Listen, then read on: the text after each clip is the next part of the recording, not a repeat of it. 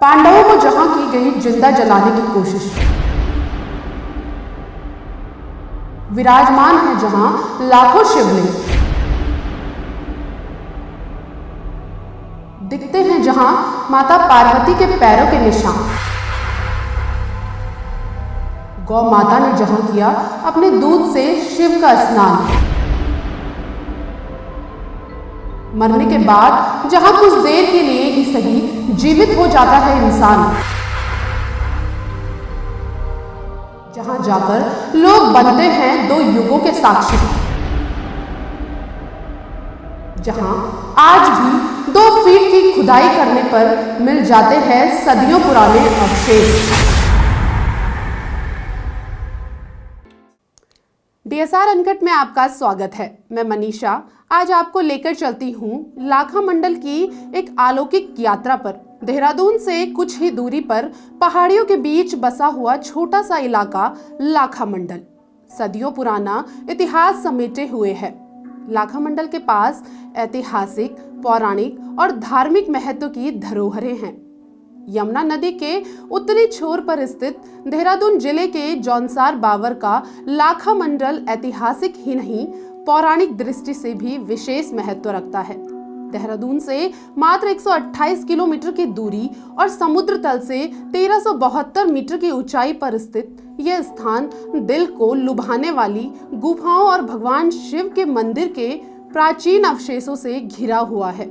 यहाँ पर खुदाई के दौरान विभिन्न आकार के और विभिन्न ऐतिहासिक काल के शिवलिंग मिले हैं। लाखा मंडल अपनी खूबसूरती के कारण पर्यटकों को अपनी तरफ आकर्षित करता है। यहाँ का शिव मंदिर पूरे देश में एक अलग ही पहचान रखता है। यहाँ के स्थानीय मंदिर को लेकर कई कहानियां सुनने को मिलती हैं। तो आओ चलें शिव के उस धाम जहां जीवित हो जाता है इंसान। इस जगह का नाम लाखा मंडल पड़ने की कई वजह बताई जाती हैं। इस जगह की एक कहानी महाभारत से भी संबंधित है। महाभारत काल में दुर्योधन द्वारा लाख से लाक्षागृह का निर्माण कर पांडवों को जिंदा जलाने के षड्यंत्र को यही अंजाम देने की कोशिश की गई थी। इस कारण भी इस जगह को लाखा मंडल के नाम से जाना जाता है। आज भी गुजरे दौर के कई निशान यहाँ पर दिखाई देते हैं। और जो दुर्योधन ने पांडवों को जलाने के लिए लक्ष्य गृह बनाया था लाखा महल, वो ये जगह है। यहाँ पे चारों तरफ ये लाल ईंट है, चारों तरफ।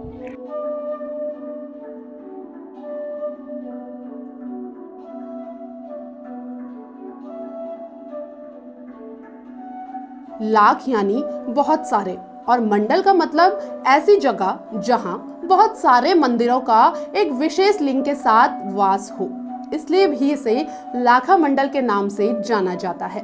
इसके अलावा भी क्षेत्र का नाम लाखा मंडल पड़ने की कई वजह बताई जाती हैं। एक वजह ये भी मानी जाती है कि यहाँ शिव की लाखों मूर्तियां मिलती हैं। 2 फीट की खुदाई करने पर ही यहाँ हजारों साल पुरानी दुर्लभ मूर्तियां और शिवलिंग निकल आते हैं।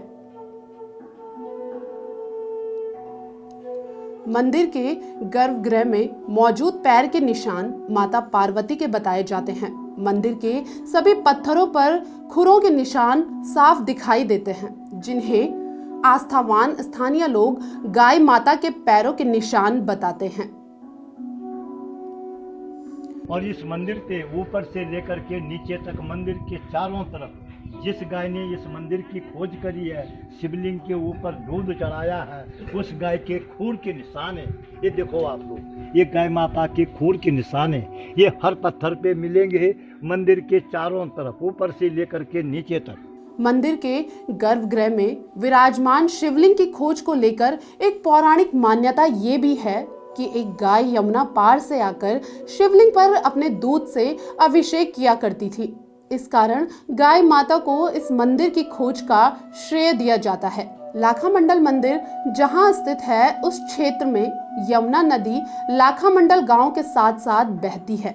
इस गांव और इस मंदिर की विशेषता ये है कि यहाँ पर कई जगह पर शिवलिंग की लाखों मूर्तियां हैं।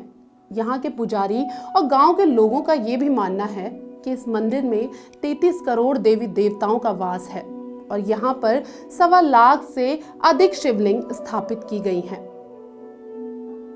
लाखा मंडल मंदिर में 2 शिवलिंग अलग अलग रंगों और आकार के साथ स्थित हैं, जिसमें 2 रंग अलग अलग युगों को दर्शाती हैं। गहरा हरा शिवलिंग द्वापर युग दर्शाता है, जब भगवान श्री कृष्ण का अवतार हुआ था। वहीं लाल रंग का शिवलिंग त्रेता युग से संबंध रखता है, जब भगवान राम का अवतार हुआ था। मंदिर परिसर में स्थित दर्जनों पौराणिक लघु शिवालय, ऐतिहासिक और प्राचीन मूर्तियां पर्यटकों को अपनी ओर आकर्षित करती है। मंदिर में एक विशाल बरामदा है और उसके मध्य में एक बड़ा शिवलिंग है। मंदिर के बाहर मुख्य द्वार के दोनों ओर 2 नंदी रखे गए हैं। आमतौर पर किसी भी शिव के मंदिर में एक ही नंदी विराजमान है, मगर यहाँ ऐसा देखने को नहीं मिलता है। यहाँ शिवलिंग के सामने 2 नंदी ही विराजमान नजर आते हैं। मुख्य रूप से लाखा मंडल की प्राचीनता को कौरव पांडवों से जोड़कर भी देखा जाता है। मंदिर के कई ऐतिहासिक महत्व माने जाते हैं। मान्यता है कि कौरवों ने पांडवों और उनकी माता कुंती को जीवित जलाने के लिए यही लाक्षागृह यानी लाख के घर का निर्माण कराया था। लाखा मंडल में वह ऐतिहासिक गुफा आज भी मौजूद है, जिससे पांडव बाहर निकल आए थे। इसके बाद पांडवों ने चक्र नगरी में एक माह का समय बिताया, जिसे आज चक्राता के नाम से जाना जाता है। लाखा मंडल के अलावा इस क्षेत्र में कई जगहों पर खुदाई के दौरान मिले पौराणिक शिवलिंग और मूर्तियां गवाह हैं कि इस क्षेत्र में पांडवों का वास रहा होगा। कहते हैं कि पांडवों के अज्ञातवास काल में ही युधिष्ठिर ने लाखा मंडल स्थित लाक्षेश्वर मंदिर के प्रांगण में जिस शिवलिंग की स्थापना की थी, वही शिवलिंग आज मंदिर परिसर में स्थित है। इसी लिंग के सामने 2 द्वारपालों की मूर्तियां हैं, जो पश्चिम की ओर मुंह करके खड़े हैं। इनमें से एक का हाथ कटा हुआ है। शिव को समर्पित लाक्षेश्वर मंदिर 12वीं और 13वीं सदी से निर्मित नागर शैली का एक मंदिर है। मंदिर के कई हिस्सों में शिवलिंग परिसर में बिखरे हुए देखे जा सकते हैं। लाखा मंडल मंदिर से कुछ ही दूरी पर एक पत्थर रूप शिवलिंग स्थापित है। उस पर पानी डालने के बाद वह शिवलिंग चमकता है। और इतना ही नहीं, शिवलिंग पर पानी डालने के दौरान अगर कोई व्यक्ति स्वयं की छवि देख लेता है तो माना जाता है कि उस व्यक्ति को मृत्यु के बाद स्वर्ग की प्राप्ति होती है। साथ ही साथ उसे कष्टों से भी मुक्ति मिल जाती है।